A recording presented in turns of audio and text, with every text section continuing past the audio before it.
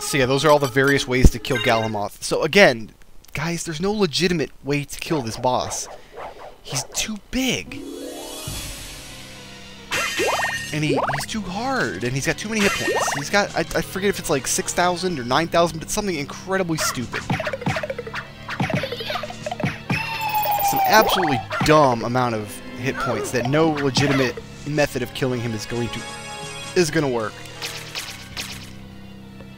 So if you see someone who's played Castlevania Symphony of the Night and he's like, I killed Galamoth legitimately just by hitting him with my sword 6,000 times, you can be like, why did you do that when you can use the a la carte shield and kill him in 10 seconds? Or when you can use the knife item crash?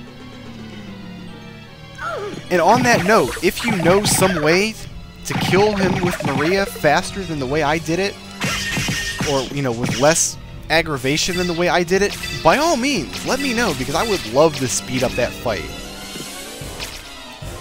Just as far as I know, there's no way to do it. Alright. Well, I'm pretty much sick of Castlevania Symphony of the Night. I mean, for now, until next week when I want to replay it again.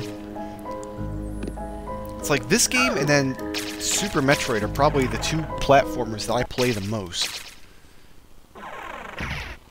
It's like, yeah, I play a lot of Mega Man, but I tend to play different... Like, I'm always in the mood for a different Mega Man game. But when it comes time for Castlevania, it's like I'm always in the mood for Symphony of the Night. This is where I want to be.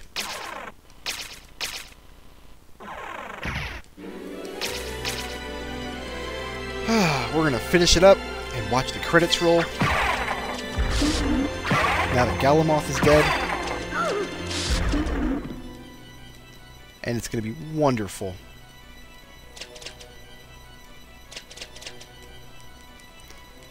Oh no! Tricky room.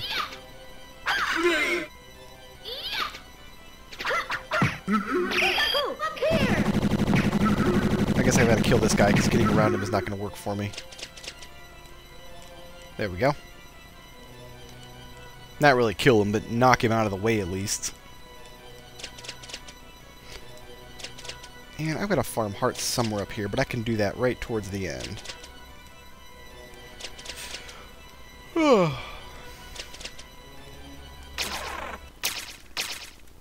All things considered, I think the second castle went a little better than I anticipated.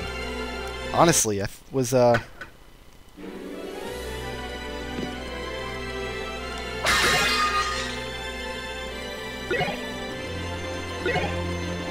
yeah, I was expecting both the chapel and the clock tower to be inhumanely difficult, and really it was just the clock tower that gave me trouble. So, well, the clock tower and then some of the bosses. Do I even want to... yeah, I guess I don't have much of a choice here.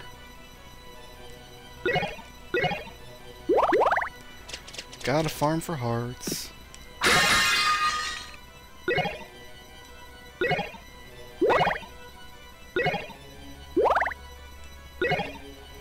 I just want to make sure I'm going into the last battle with my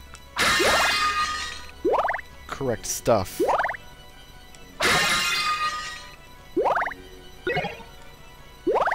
This part is boring. Actually, you know what? I think I'm good, because I think there's a heart max up here.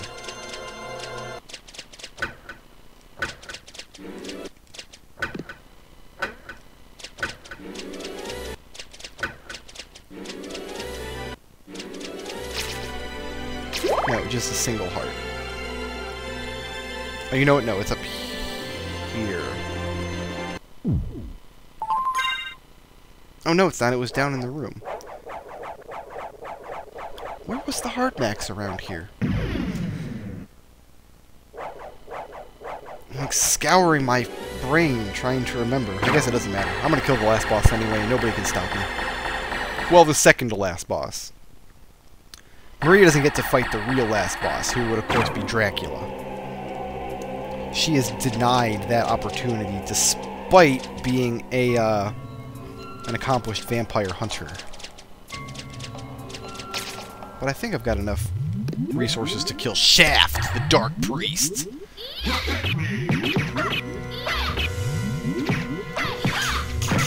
He's got attacks that Maria cannot dodge, I'm convinced. Like, Alucard can dodge some of these attacks by turning into mist. Like this lightning attack, I don't know how to dodge that. There's no way around it.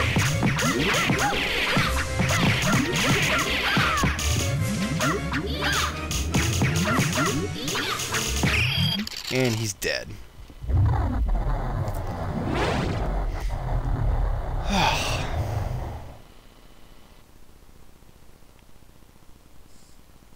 I guess one of the strategies in that fight might be to bring the turtle along, and then when he's using an attack that is undodgeable, you can use your turtle item crash in order to kind of refill your health a little bit. But I think that might burn through your hearts too quick. And without hearts, Maria is not winning that fight. 1 damage with owls is... yeah, that's a lot of times you've got to hit Shaft.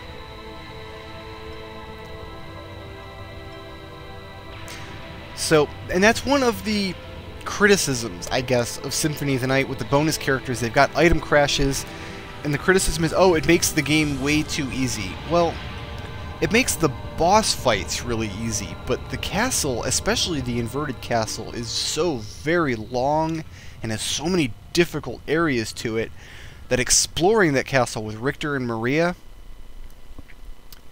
they deserve to have easy boss fights.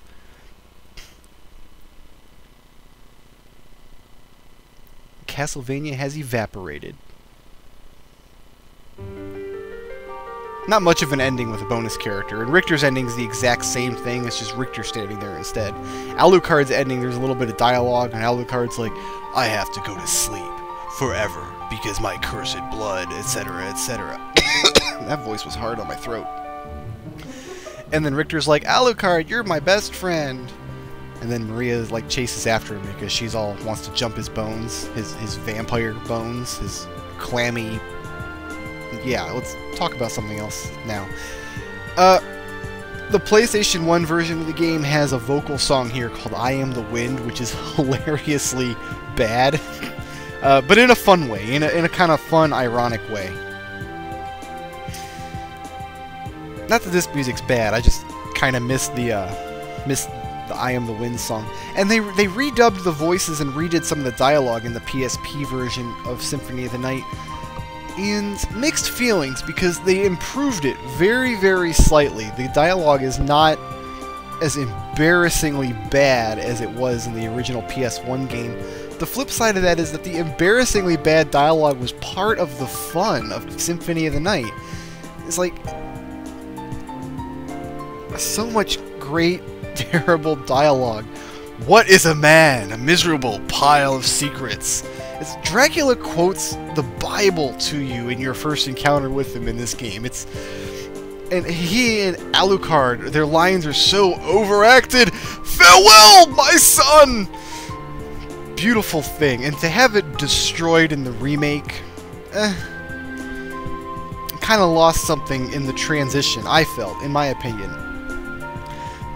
But the other PSP game, the remake, remake port, kind of the same thing, I guess, that they did was Final Fantasy Tactics War of the Lions, and once again, they rewrote the entire game. All the dialogue is changed, and it's all better.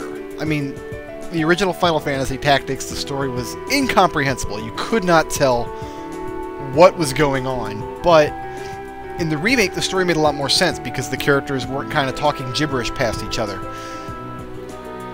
But again, people who were like hardcore Final Fantasy Tactics fans, they came down on that translation. We like the original incomprehensible translation better. We like I had a good feeling and blame yourself or God and all of the other great terrible quotes from the original Final Fantasy Tactics.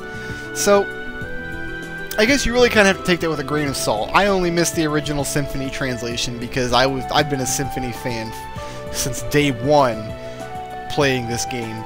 So I noticed that it was missing, whereas Final Fantasy Tactics, I was not really that into it back in the day, so playing the remake was really kind of like experiencing it for the first time. And this is a very long, slow credits roll. I wish I could speed it up, but I can't. So, a little technical background on this Let's Play. I'm recording through AV cables, I think I mentioned, because I don't have composite jacks in my computer and because they don't sell as video cable for PSP. But my first thought to get recordings from it was really to... there's a USB plug-in floating around out there that you can install on your PSP, so when you plugged it into the computer using a USB cable, you could display it on your monitor. I'm like, cool, if I could do that, I could just record it using Camtasia or Fraps or whatever. But, so I did some research looking to get that plugin done. But you can't install the plugin unless you have a hacked PSP, and you put custom firmware on it. So I started doing some research into what that would entail. But the problem I ran into is the PSP I have, the model is the PSP 3000. It came boxed in with Dissidia, Final Fantasy, the Final Fantasy fighting game where Cloud and Squall get to beat each other up.